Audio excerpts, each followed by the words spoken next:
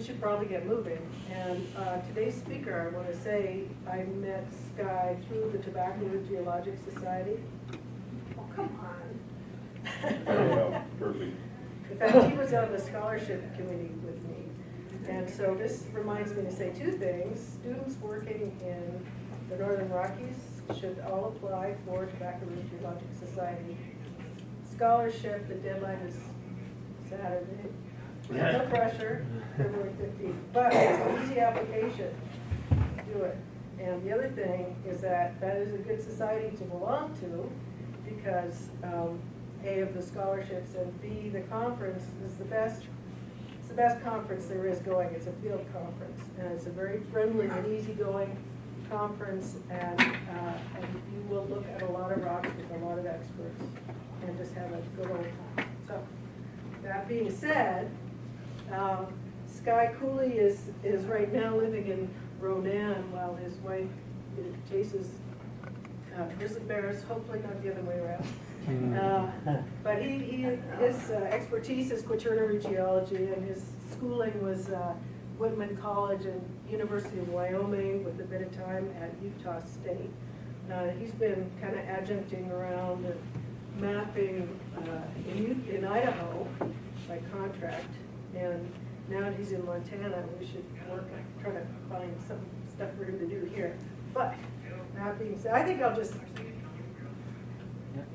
take it away, Scott. Shut up now. Well, thanks, Colleen.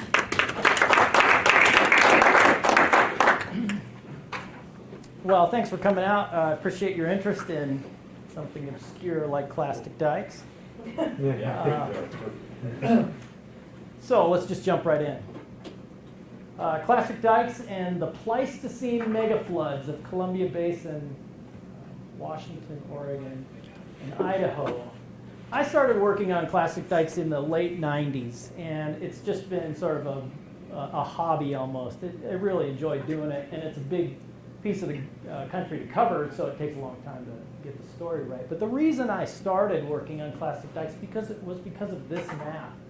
It's a map by Steve Obermeyer, a retired USGS geologist now. Made this in 1998, just sort of a orientation. This is the Mississippi River coming in here.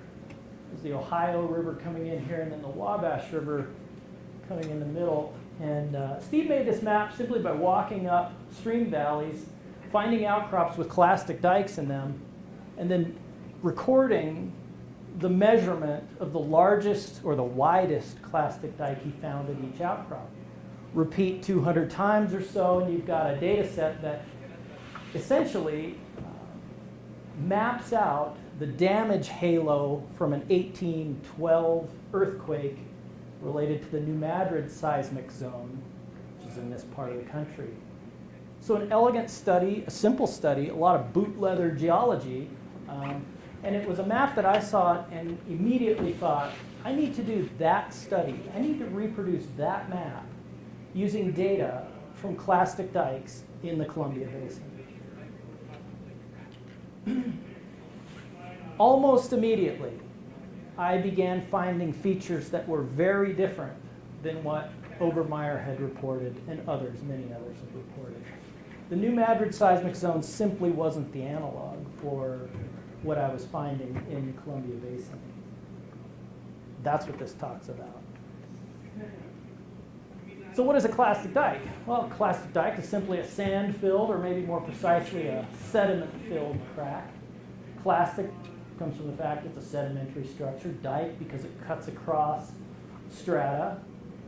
They're very common in clastic systems around the world. They taper upward, downward, sideways. Their fills are sheeted or massive, uniform or varied grain sizes. They're found worldwide from Precambrian to Holocene. And surprising number of geologic environments in which clastic dikes form. When you talk about clastic dikes, you're really talking about sand dikes, and the sand-silt mix is really the key.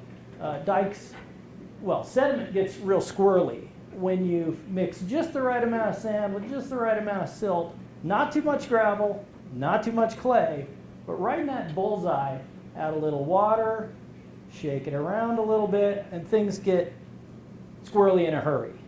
Okay? So it's really this combination of sediment, water, and fluid pressure.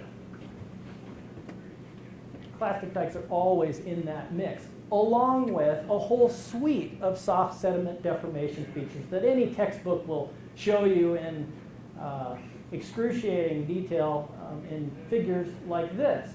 Clastic dikes are always lumped in with soft sediment deformation features. It's a large suite. Dikes are one of those features.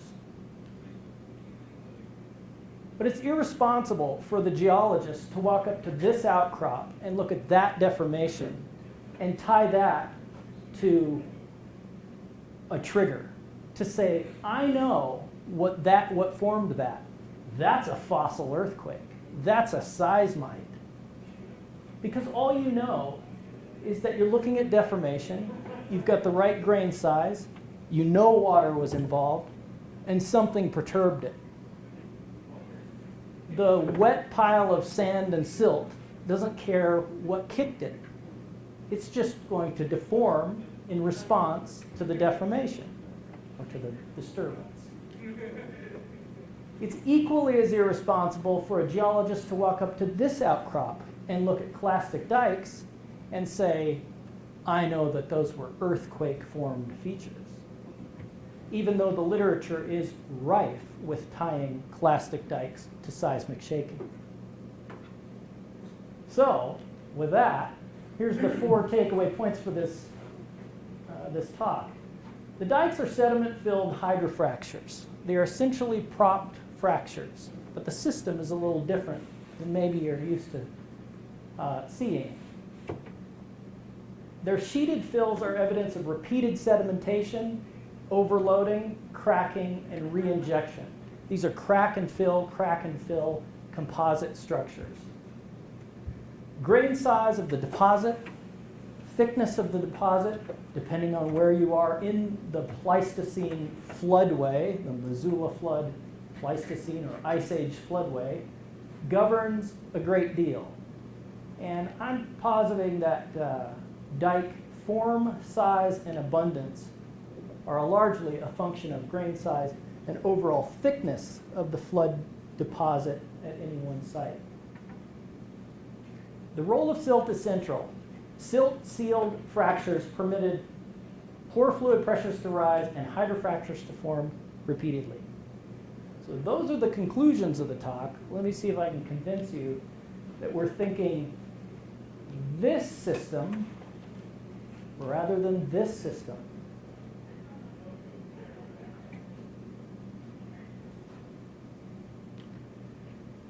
Before we get started too far into the details, let's just take a look at some of these structures. They're cool, and this is what motivates me to keep working on these things. They're just cool. Here's a couple single fill structures. On the right, coarse, almost a pebble sand intruding into silt. Another single fill dike intruding laminated sands. More often they're sheeted structures, and there is time represented in their formation. You can see there's a series of maybe 10 bands or fill bands or sheets that make up this dike, and then a set of about 5 that cross-cuts that first set. Dikes come in all places, all over the basin, and there's about 13 different geologic units that are intruded by clastic dikes. This one's kind of cool. This is a sandstone. It's a Miocene sandstone. It's composed entirely of grus that's been reworked off the Colville batholith by water rushing south over the basalt. And so there's this 10-meter thick pile of this stuff here, and there's a clastic dike rolling through it. Whether you're in Kettle Falls, Washington, or Lewiston, Idaho, Walla Walla, Yakima, you'll find the same structures. It's a huge region, and the same structures occur throughout it. Further down the gorge, here's reworked colluvium and a silt sand sheeted plastic dike. single fill structure in the upper Columbia along the former glacial margin and glacial Lake Columbia sediments. Clastic dike. There's a 30-meter wide clastic dike intruding those same glacial Lake Columbia silts in the upper Columbia. Clastic dikes exploit whatever they can as they propagate. Here, silt sand dike intruding along a polygonal soil crack network that's been overprinted with caliche south of Wallula Gap, about 40 minutes. Sometimes they're more complicated. And if you excavated this part of the dike, you might get one impression of how that formed. If you excavated this portion of the dike, you might come away with a different impression. If you excavate both, yet a third. And so some of these dikes are definitely offset by faults and display other structural features that are common in fractures and joints and deformed solids. Some of the dikes are cemented. There's specifically an older set of clastic dikes that are associated with the ancient flood deposits, or the pre-Missoula, pre-Lake Wisconsin deposits. And some are just huge. Here's two at Touchy River.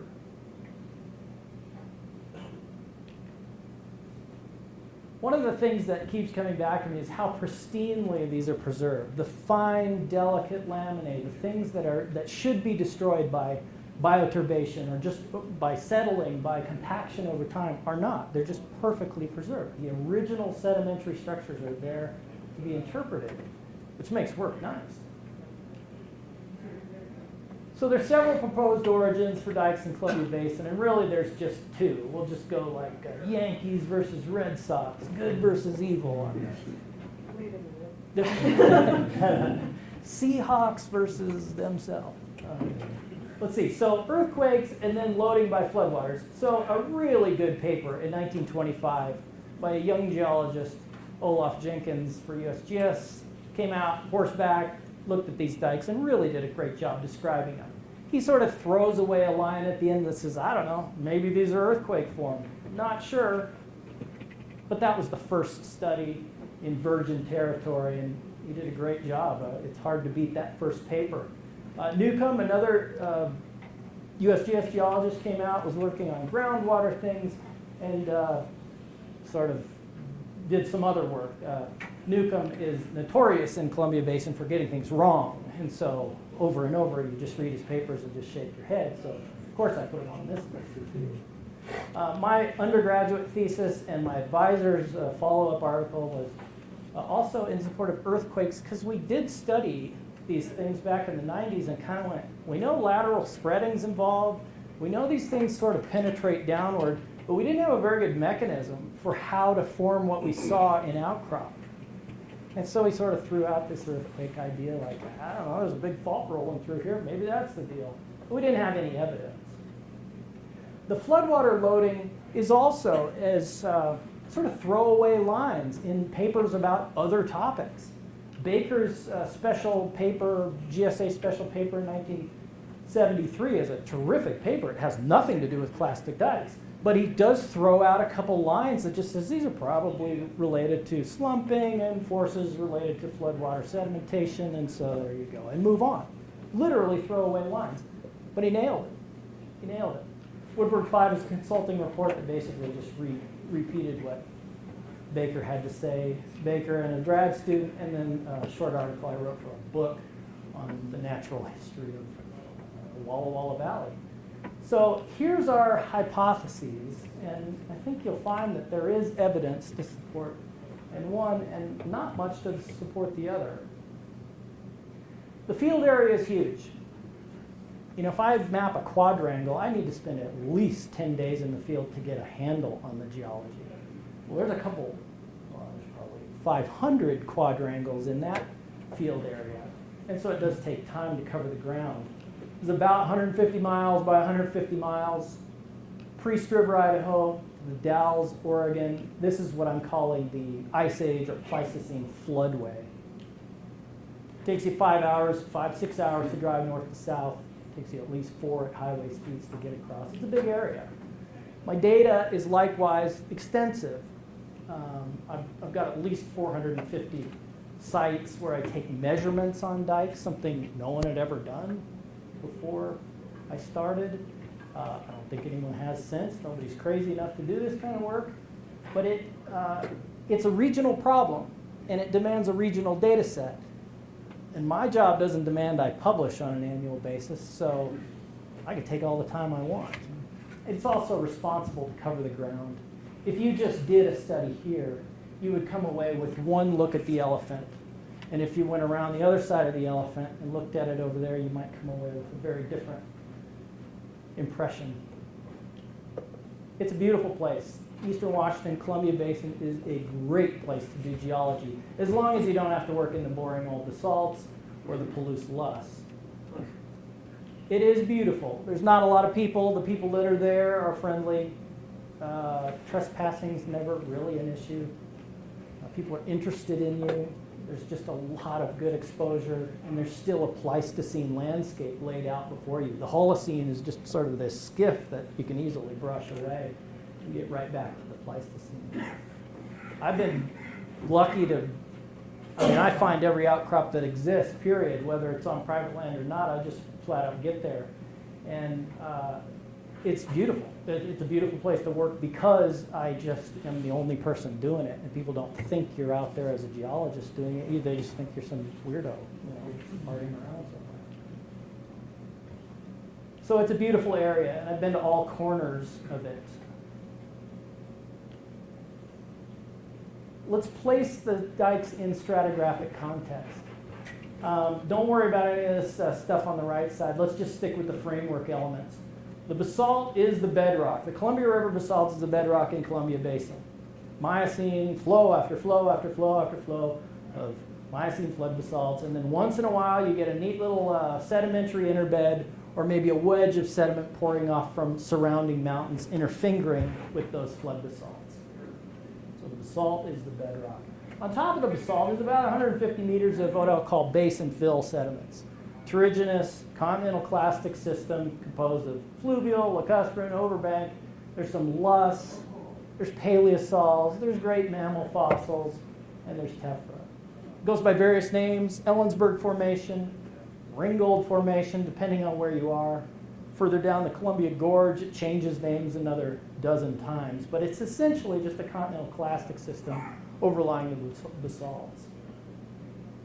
At the Pliocene-Pleistocene transition, there's a really cool little unit. It's a calcic pedocomplex that it's thick calcretes that are overgrowing loess and some overbank deposits and some alluvial fan gravels.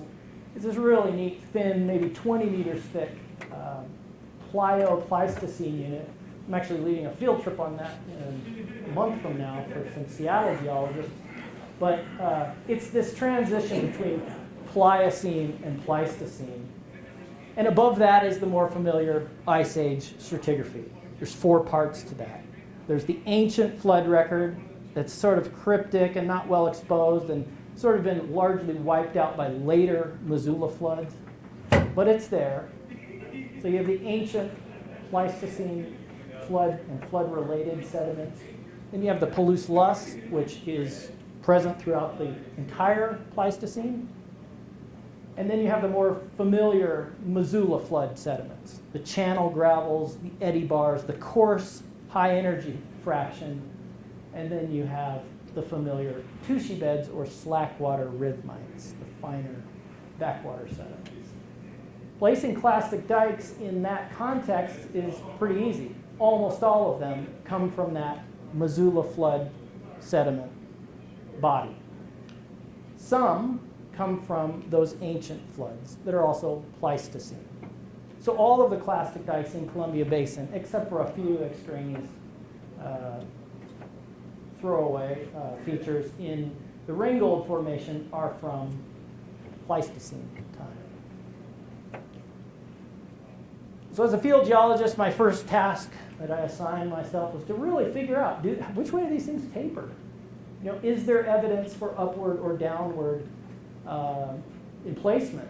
And so take a look at the literature. Well, here's a paper by Bjornstad, 1990. He says, well, there's one little unconformity, 2, 3, maybe these are beds, maybe these are just local unconformities, but A, B, and C are truncating my clastic dikes. I've got at least 2 generations of clastic dikes from Bjornstad's work. Up here at the Moxie Mammoth site in Yakima Valley, Carl Lilquist put this figure out. Again, this paper has nothing to do with clastic dikes. He's excavating a mammoth. Doesn't have anything to do with it. But he puts a sketch in his paper that yields great information. Here's a rhythmite, a tushy bed, a slackwater flood bed, 1, 2, 3 slackwater flood beds laid down, and 1, 2, 3 generations of clastic dikes, each truncated at that bedding contact. The Rouleau site, in a recent paper by folks at Whitman College, find also local unconformities, truncating the tops of clastic dikes, and Bader finds actually 1, 2, 3, and 4 generations of clastic dikes. Again, paper's not written on clastic dikes whatsoever, but all coming up with the same relationships. Other papers have found the same thing. There is some age control, and it helps us understand whether these things went up or down, sort of. Good control on the Set S tephra. This dike is clearly younger than that. When you observe the bottoms of clastic dikes, they terminate this way.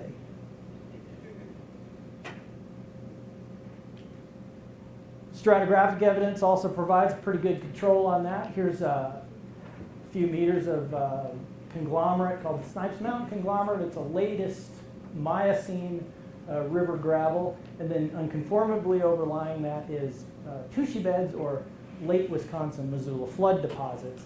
And this clastic dike clearly came from that stuff, not this stuff. Tushy bed sediment fills this sheeted dike, intruding Miocene fluvial sands in the Yakima Valley Emerald Road. These same sheeted silt sand unconsolidated dikes intrude pillow basalts and other basalts elsewhere in Columbia Basin, here near Patterson, Washington, along the Columbia Gorge, easily an hour west of Wallula Gap towards Portland. Once in a while, you find the tops of dikes, and it's less often, and it's due to the erosive nature of repeated Pleistocene flooding, but you do find it from place to place. Coming in from the left is basically horizontal beds. These are, again, slackwater rhythmites, and we want to pay attention to this first fill band right here. This is about 1.5 meters wide dike, and it's clearly composed of a bunch of different sheets or fill bands.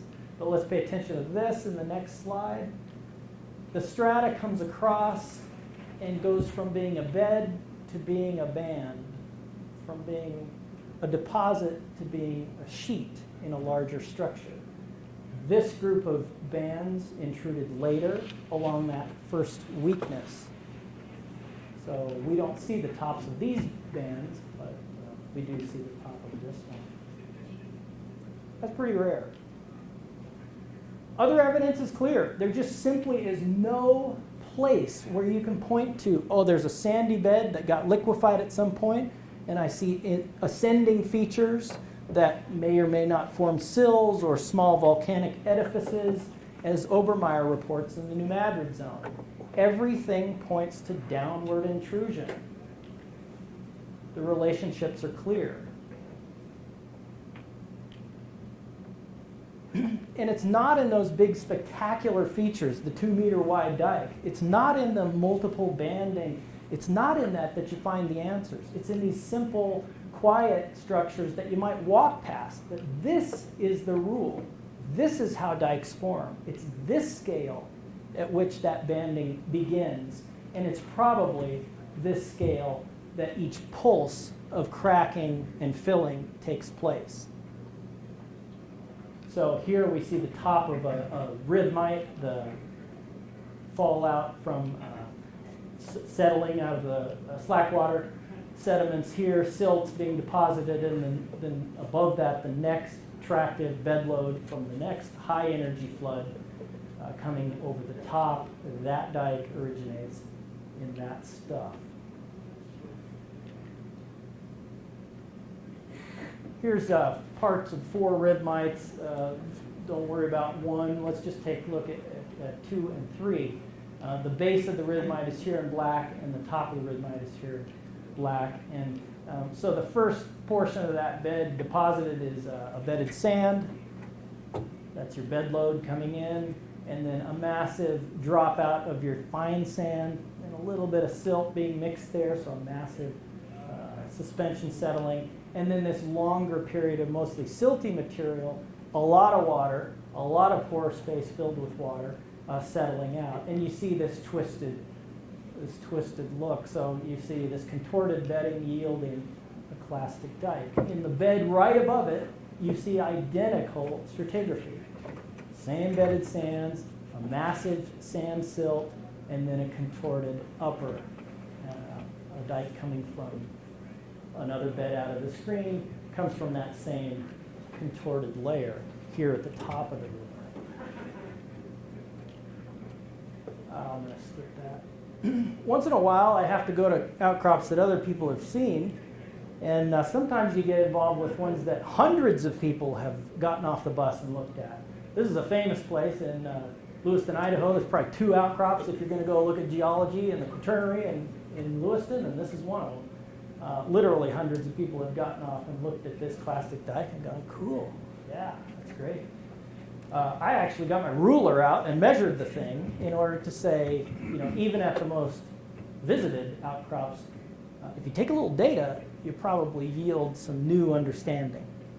And so 50 centimeters, doing that. 50 centimeters at the top, 35, 21, 25, 14, 10, 8, 5, 3, 2. Down this branch, 35, 23, 18, 10, 3, 2. And this dike terminates in this Bonneville boulder gravel that underlies the tissue bed section right there. You literally see the pinch out in the outcrop. So next time you're here, take a look. So if there's any question, just get your ruler out. They terminate downward.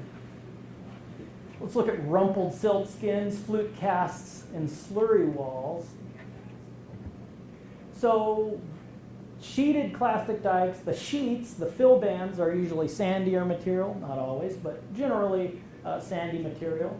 In between each one of these bands is a little silt partition. We call those silt skins. Kevin Pogue at Whitman College coined the term rumpled silt skin. Awesome. And these are filter pressed accumulations of silt. They form, well, let me do this and then I'll tell you how they form. You probably already know. If you excavate all the sediment out of a dike and just leave the wall of the dike exposed, and then examine the ornamentation on that skin, you see flute casts. And they are always the same, and they are everywhere. So if you excavate a silt skin, you will find flute casts with upward pointing noses. The fill entered from the top. There's a great picture that Alan Cooper gave me. Everything's always cooler in New Zealand, and of course, even the flute casts are cooler. Silt skins formed by the exact same process as used in slurry wall foundations, where you use an excavator to drive a trench through either engineered material or native soil, excavate a trench, fill that with a slurry of cement, aggregate, and water. As the water diffuses outward into the relatively dry surrounding sediment, it drags the fine fraction through the water column, through the slurry column towards the wall. Those fine particles get screened against the wall, forming a filter cake. So a filter cake and a silt skin are exactly the same thing. A pretty good analog for that. So let's tackle grain size and bed thickness. I shouldn't say bed thickness, I should say the total thickness of flood deposits and grain size and how that relates to clastic dikes. If you look at any of Roger Denlinger's work, Denlinger and O'Connell did a really good job modeling floodwater depths, velocities, other things a few years ago in a GSA Bulletin article. And if you take a look at any of their work, this is a MATLAB data set that they sent me years ago. And so I put this little map together. And what strikes you is how much variety, how much variation there is in things like flood depth over short distances. And that translates into real big changes in velocity. But depth and velocity are modelable, but they're not things that the field geologist can go measure. All I have to work with is the sedimentary facies, the information in the geology itself. And so I'm not doing modeling, I'm doing field geology. So let's stick with the sedimentary information that's at hand. So I divided up the basin, the floodway, into its component basins or drainages. And each basin or drainage kind of has its own sedimentary character. There's basically the same kind of stuff going on in the Walla Walla Valley, and then the same kind of stuff going on in the Yakima Valley or the Willow Creek or the Pasco Basin. It's kind of the same thing.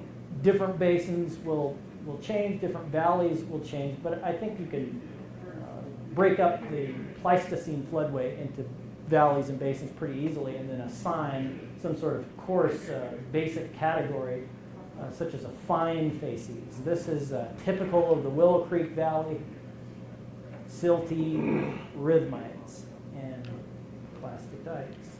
If we look in the Tucannon Valley and other valleys, you get this mixed character where you have roughly equal proportions of fine grain sediment and coarse grain sediment as the flow regime changed with each successive flood. So a fine facies, a mixed facies, and then of course a coarse facies. 4 set channel gravels in the middle of the channeled scablands. Coarse facies. A different wrinkle on that, these laminated sands, which are essentially eddy bars in the middle of the channeled scabland, also fall into that coarse facies. So by those 3 basic categories, we can kind of break up the floodway. Let me actually come back to this. I'll show you kind of what I've done. So here's the floodway, and you can see sort of the basins I've broken up. Some of them don't show up real well, but you get the feel. I've broken it up into its components. So this 3 model input, really simple. The first input is how much silt is there in the system? Well, in the upper Columbia, you have a great deal of silt that is derived from glacial action. In the lower Columbia, you have silt that's derived from floods. So you have a very different source of the silt, but nevertheless, you have silty stuff up north and silty stuff just north of Wallula Gap. So silt abundance, first model input. Second input, the sediment facies category, that fine, mixed, or coarse. Classify the landscape, score that, and move on. The third input of 3, rhythmite abundance and development. How many rhythmites are there? Are they present? And you can score the various basins that way. So a really simple course model that does yield a result. And remember, we're trying to predict where dikes should occur based on their sedimentary characteristics. And so the prediction is that Yakima Valley, Pasco Basin, Walla Walla Valley, the Starbuck area, Tucannon Valley, Lewiston Basin, Willow Creek, as well as the Glacial Lake Missoula Basin, which doesn't quite work because the geology is just not right there for high energy floods. But that's the model. So we should expect many clastic dikes, many beautifully sheeted clastic dikes in these red areas, maybe some raggedy forms and maybe some different variations in other areas with lower scores. So let's look at dikes in the fine facies. Where you find dikes, you find a lot of them. in the fine facies. And they're always these textbook, just beautifully striated, perfectly preserved, wonderful photographs. They have really large length to width ratios. The banding is beautiful. It's often very linear in the fine facies. As you move into the mixed facies, they get a little more raggedy, and yeah, this is a qualitative sort of model, but you do see these relationships develop. In the coarse facies, you've crossed some sort of threshold, and the dikes just take on a different character. In laminated coarse sands and gravels, the dikes become stubby. They're still sheeted, they're still being intruded from above, but they take on a different character. You've certainly crossed some sort of grain size boundary that matters, and it's the behavior in response to disturbance that we're seeing expressed in these coarser gravels. I think we can explain that, well, we can explain that in sort of this way. In finer grain stuff versus coarser grain stuff, when perturbed, when fluid pulses are introduced to this sediment, that sediment's going to tend to behave, to respond by fracturing. That fluid will move rapidly, most rapidly, through finer sediment in fractures. And fractures will form in finer sediment. In the coarser stuff, you've got so much open pore space that any sort of fluid pressure will just be relieved and worked through that open work, and your dikes don't express fracturing as much as they do sort of this collapsing. So there is sort of this trade-off between permeability, porosity that's expressed in the forms and the abundance of dikes in the two materials. A lot more clastic dikes here, very few here. That sort of follows these general principles of layer stiffness that all structural geology textbooks and fracture mechanics textbooks and everybody else that deals with joints and fracture spacing, that stiffer layers produce denser fracture patterns, whereas less stiff layers produce more spaced out fracture patterns.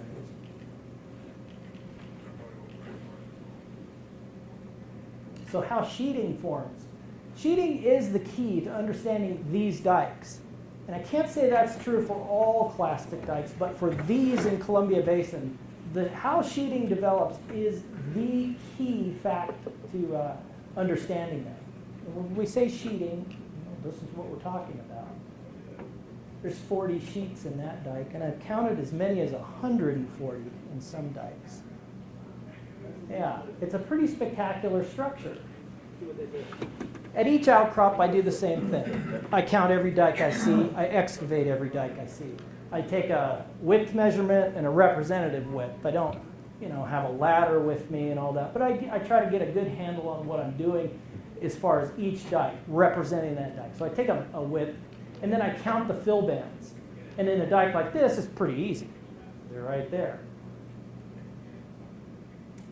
In more complicated dikes, where that stratigraphy, that infill is less well developed, I will take two counts. I would take a stingy count, as in 4 or 5 places along the dike I'll make a count, being pretty fastidious about my count, and then I'll take a generous count where I just kind of wing it and go, okay, that's 1, 2, 3, 4, 5, and then I'll record that range. So I record 3 values for every dike in my field book, and I think I've got 7 field books full of measurements on dikes. The other thing notable about these sheets is that you see really dramatic grain size changes in adjacent bands. The grain size sometimes will go from pure silt to coarse gravel to sand to pure silt to coarse gravel. I mean, it's unbelievable the amount of grain size variation in a dike compared to what's sitting there next to it. Sometimes you'll see coarse gravel filling dikes, and you can't see coarse gravel within 2 miles. So you have to explain that. And I think the best way I can figure out is over here, 1, 2, and 3. Grain size either is being segregated while the cracking and filling process is occurring. I think that's highly unlikely. This isn't the magma system, and I'm not sure that any sort of filtering can occur. But it's a possibility. Possible is also fractures tapping different stratigraphic levels, thus different grain sizes. So they're tapping beds with different geology, and therefore the grain size is expressed differently. The third would be the sediment source itself is changing, as in a circulating flow, fractures opening while a circulating flow is feeding sediment to those fractures. So 3 possibilities. Our French colleagues, Aaron and Etienne, developed this really nice, elegant little diagram. If you start out with incipient fractures and you load and deposit sediment on top of them, you have the potential to produce downward intruding dikes exploiting the earlier fractures. If you load another body of sediment on top of that, you've already got a pre-existing fracture. Maybe that gets exploited again and re-cracks and sheets that dike. Sheeting tends to develop in the same place, so you've re-exploited a fracture. If you do it over and over and over, you can produce sheeted structures that are growing by re-cracking the same weakness.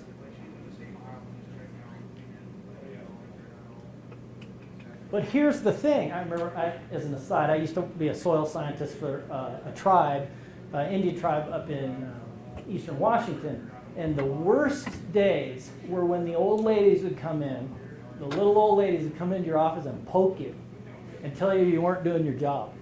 So the little Native American ladies would come in and start poking you and tell you needed to go do this or you needed to go do that. It may not have anything else to do with your job, but those were the days that you just... Well, when you're at the outcrop with a few geologists, sometimes the crotchety old guy comes up and goes, well, that dike, you little whippersnapper, look at that. It's fat down here and it's skinny up there. That thing clearly went up. And from 10 meters away, it did. But you got to go look at the details. And when the details emerge, all you got to do is look.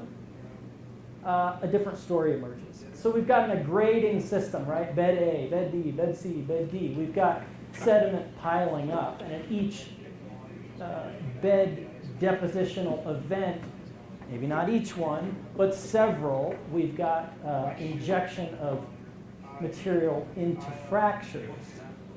And if you do that, inject a little material here, the next bed you inject just one, maybe a couple at the next, and 4 at the next, that shape looks an awful lot like that shape.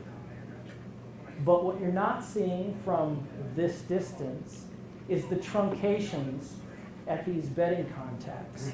And that's the key. That's a huge realization. When you can explain that, you've really ruled out a whole swath of explanations for these dikes.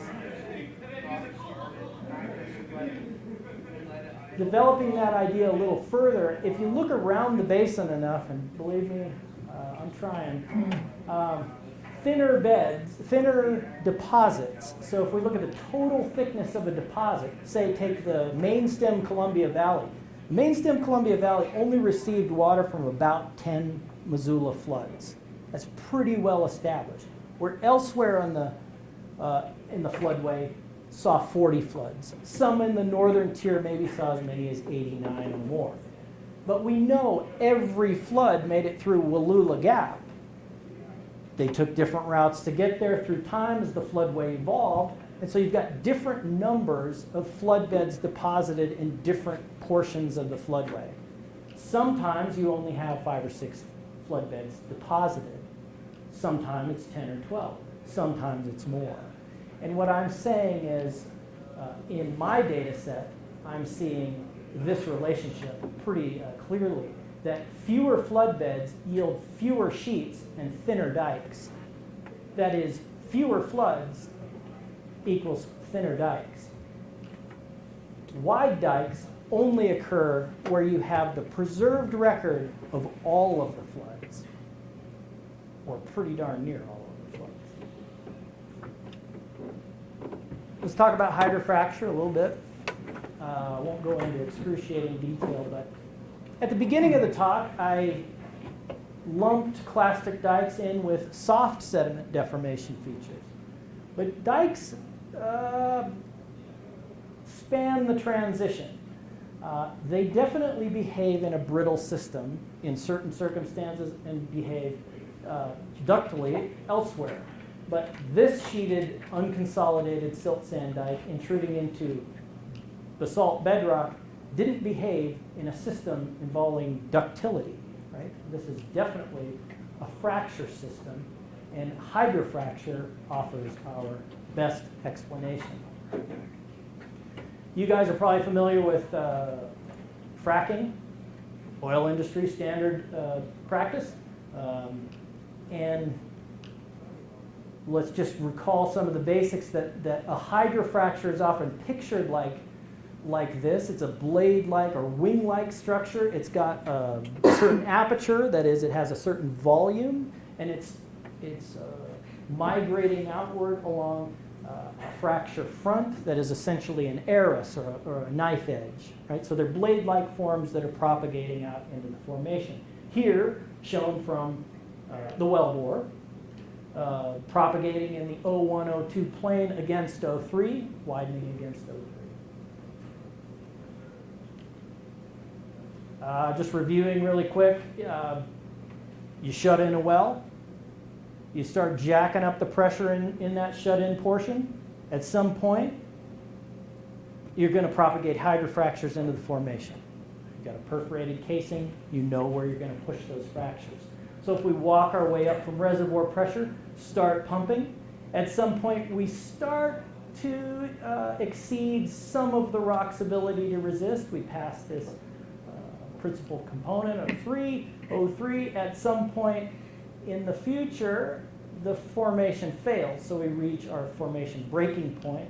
After that, we're propagating hydro fractures. The pressure drops because the volume of the wellbore is being increased by hydro fractures propagating out, so your fluid pressure is dropping a certain amount from your formation breaking pressure, and at some point you've propagated enough to where you're satisfied and shut the well in. A short time later, your fractures close, and if you've used proppant, they don't close all the way because you've propped them open. After that, you're measuring leak off and the formation response to being fractured. So hydro fracture, you guys probably all know this. In clastic dikes, it's the same kind of system.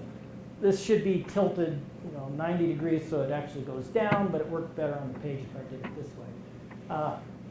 Dikes are simply a fracture opening. There's a propagation direction, and this gray sort of blobby stuff is meant to say that's sort of the microstructural pre-fracture front. In these dikes, we know we have a silt skin forming, and that silt skin is very important to sealing those fractures and allowing pore pressure to rise in those fractures in order to propagate the next step in the fracture.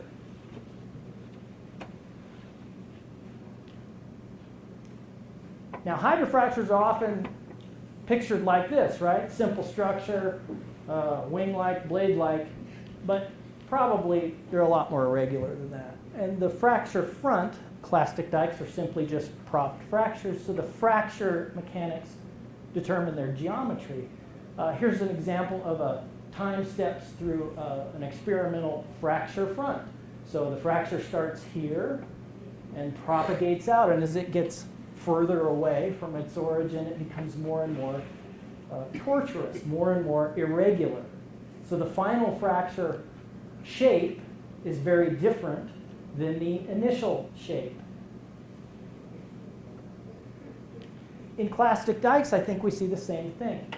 If we look at this sort of 3D rendering of a real-world clastic dike, we're looking at a wedge-shaped structure with some volume, and I've given it a irregular fracture front.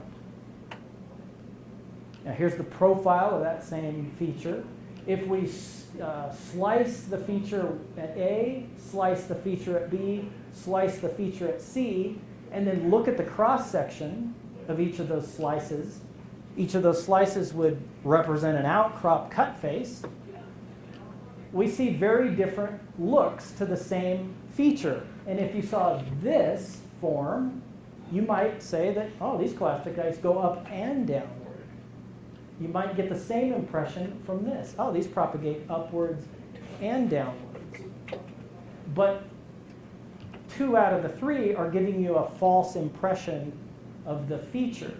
We know this is a wedge-shaped structure with an irregular fracture front, and depending where the outcrop intersects that irregular 3D feature, the 2D outcrop on the 3D feature will determine the impression you might take away from that dike. When I was an undergrad, every time we found a feature like this, we excavated it.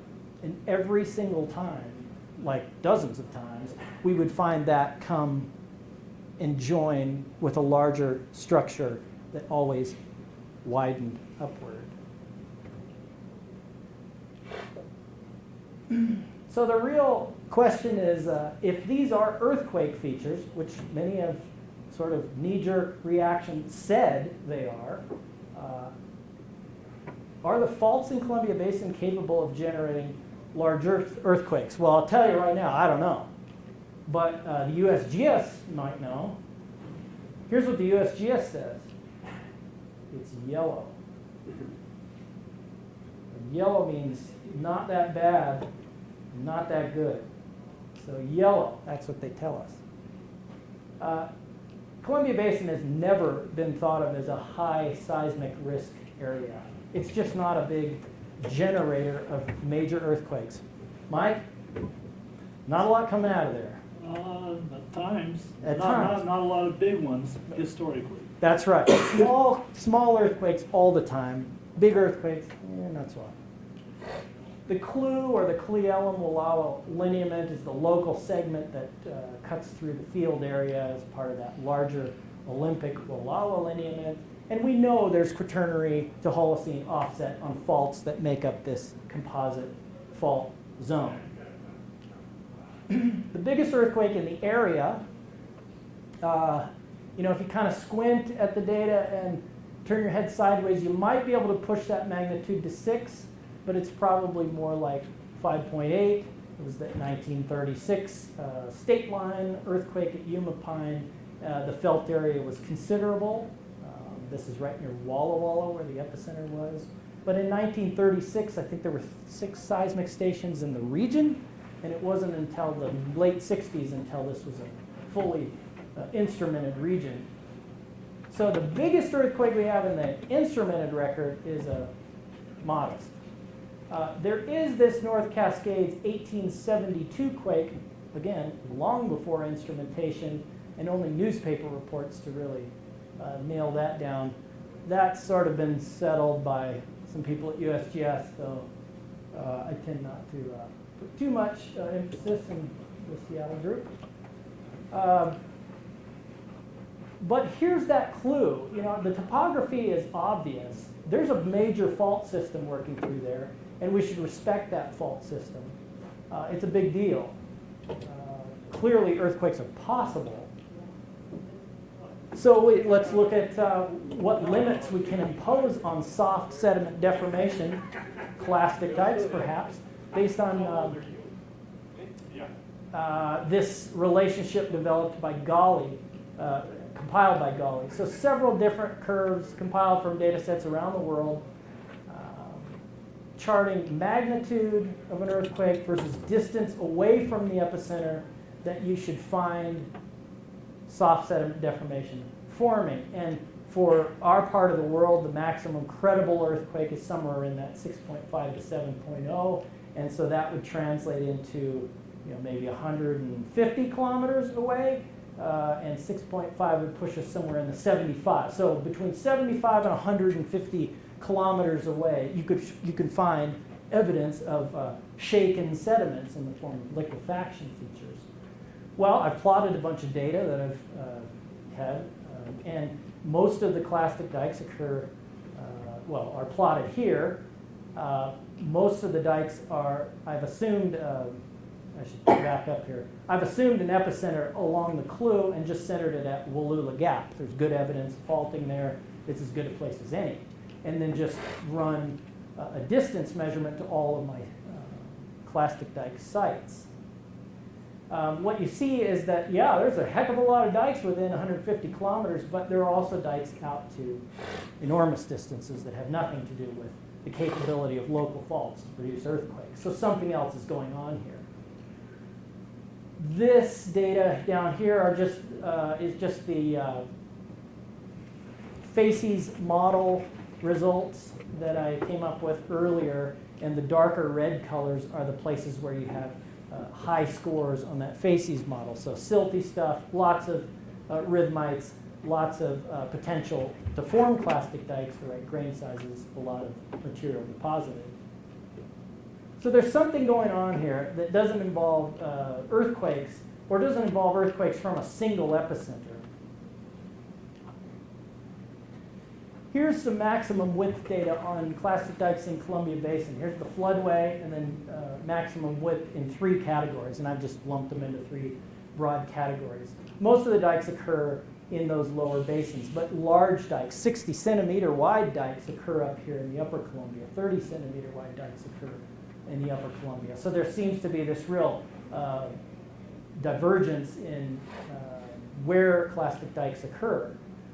Non-dike soft sediment deformation, that's spectacular, not just sort of run-of-the-mill, but spectacular stuff I've also sort of noted here. And again, that same divergence, the channeled scabland, the center part where most of the flood flow was erosive, not a lot of sediment, not a lot of clastic dikes, not a lot of soft sediment deformation.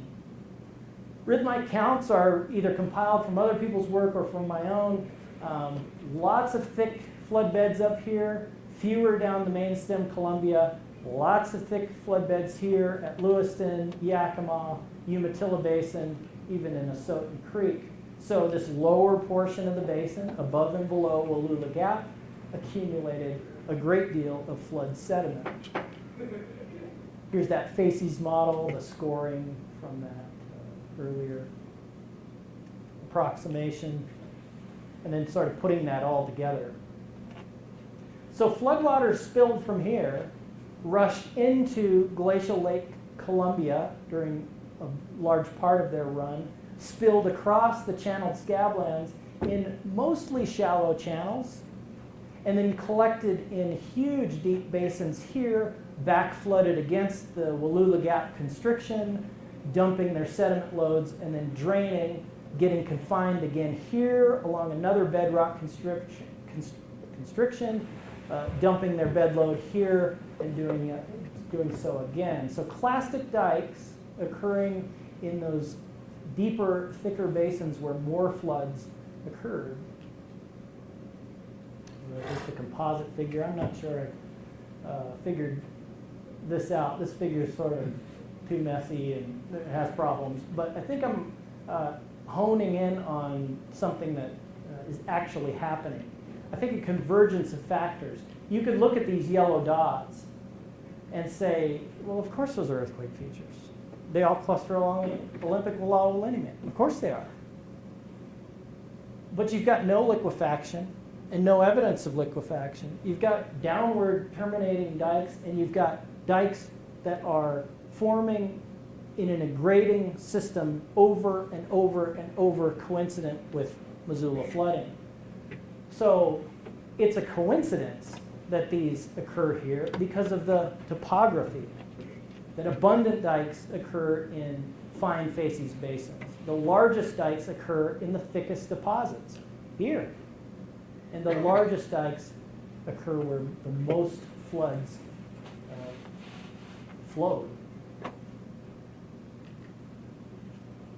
Real quick, and we'll be done. Here are some analogs from other geologic settings. Downward terminating, downward injected clastic dikes. Here's an overriding mud flow into a bedded sandstone. There's wedge-shaped clastic dikes sourced in this stuff, intruding downward. Here's a sheeted clastic dike from Mount Spur, which I used to live in Alaska, and I looked out my window at Mount Spur. I missed that view. Mount Spur, Lahar deposit beautifully sheeted clastic dikes that are dead ringers for tushy bed clastic dikes. This is a volcanic system, has nothing to do with floods or anything else, but it does have to do with sediment overriding a surface, overriding a substrate, and propagating fractures, and filling those fractures repeatedly. In a glacial system, sorry about the blurry picture, sheeted clastic dikes in tidewater glacial sediments in both Sweden and the Bear Glacier in Alaska. These are dead ringers for tushy bed clastic dikes. And I think there's some similarity between the dikes we see in Columbia Basin and deep water sand injectites formed in turbidite complexes. So turbidite sand, fan channel lobe complex is deposited, surrounded by seafloor mud, fluid migration through that system, and breakout of hydra fractures, and then maybe a reservoir developing into that. Injectites are known to inject both laterally, downward, and upward. It's the same system. You're involving sand, fluid pressure, and a perturbation. In this case, the perturbation is fluid pressure migration. So there are lots of non-seismic triggers in geology, and I think we're looking at one of those cases in terms of the classic dikes in Columbia Basin. Those are the conclusions. The dikes are sediment-filled hydra fractures that propagate downward into various substrates. The trigger is repeated overloading by ice age floods. Grain size controls dike form and abundance. The bed count, that is flood count, controls sheet count or band count. They're confined in time and they're confined in space. And believe me, I've looked for these features outside the floodway, and they simply do not exist, which is a big deal when you don't find. If earthquake features, every pile of sand should be showing you evidence of shaking. That's simply not happening. Max width measurements are inappropriate for describing sheeted clastic dikes that grow over time. The methodology of Obermeyer used successfully in the New Madrid zone is simply not appropriate for sheeted dikes that may grow over hundreds of years to thousands of years. Thanks.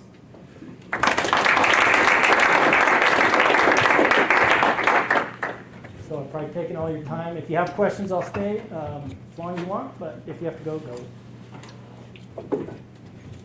So I got a question, just so I'm clear, the bands are sheets. They're essentially propped fractures. Yes, I'm using band and sheet Interchangeably. And so when you see a clastic dike that has several bands, each of those bands represents kind of an injection Exactly. event? Okay. These are best titled injectites, not plastic dikes. Plastic dikes is sort of an old-fashioned term.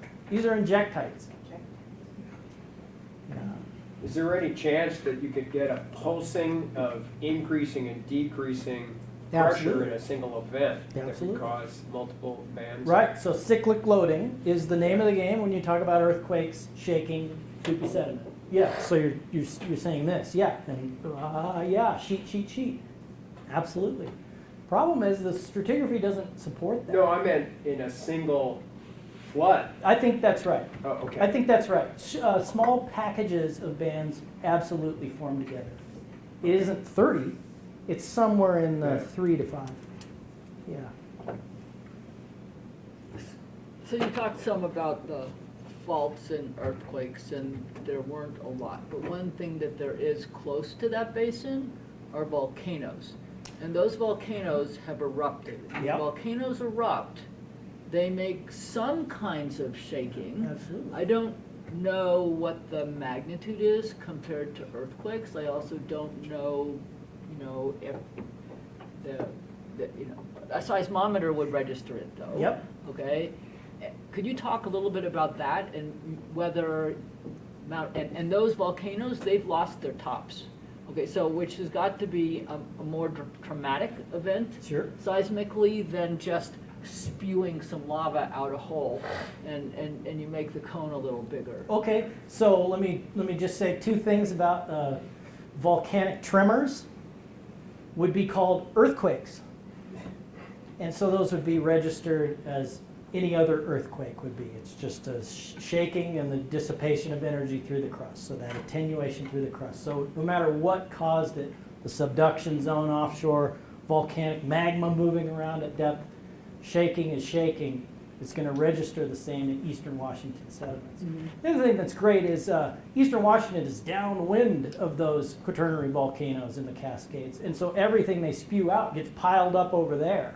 So we have a pretty good idea of what has erupted over time during the course of these dikes formation before and after. So the volcanic ash record in eastern Washington is pretty well understood.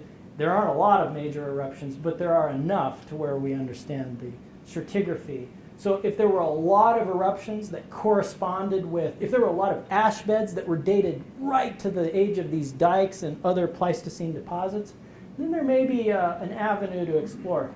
But it seems like the eruptions are pretty much independent of whatever's going on. Like everything in western Washington, it's completely independent of what's going on in eastern Washington. And they prefer it that way. So that'd be my best answer. Yeah. Yeah, did you measure the strikes of these things? Yeah, so strikes have been measured by one other grad student, and we actually did. And what you find is they make polygonal networks, and so your measurements are just radial patterns on rose plots. Okay. Yeah, they form coalesced, I didn't talk about that today, but the dikes form a coalesced network of polygonal. With no Dikes. preferred orientation? No, there's no preferred orientation. There's a few hints near drainages, but you're sort of working on Holocene drainages and Pleistocene sediments, and so there's sort of an orientation in certain areas, but there's nothing strong. No one's found any strong orientation. Yeah, uh-oh. Do you have any feeling how much of a water load, how thick a layer of water it might take to cause? Yeah, and that really is the weakness in all of this. Is you really can't calculate. You can calculate ahead, 300 meters, 300 feet, whatever it is, and you know from Denlinger and O'Connell's work, pretty much at maximum flood stage at any time, you could calculate a load. But I think there's something else going on there. I don't think that load, it's too small of a load to get excited about. I mean, 300 feet of water is a certain amount of water, but I think there's a dynamic there with flooding and with the onrush of flooding and with a pre-wetted substrate and with long residence slackwater lakes that exist maybe 4 weeks after each flood.